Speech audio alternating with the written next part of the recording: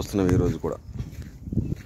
Night full వర్షం పడింది, నిన్న కూడా రోజు పడుతూనే ఉంది వర్షం. టమాటాలు కొద్దిగా పగులుతున్నాయి, అక్కడక్కడ డ్యామేజ్ వస్తుంది.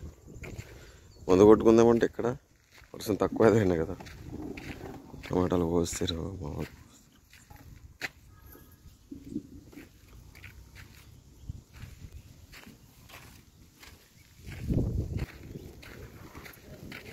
టమాటాలు కోస్తారు మామూలు.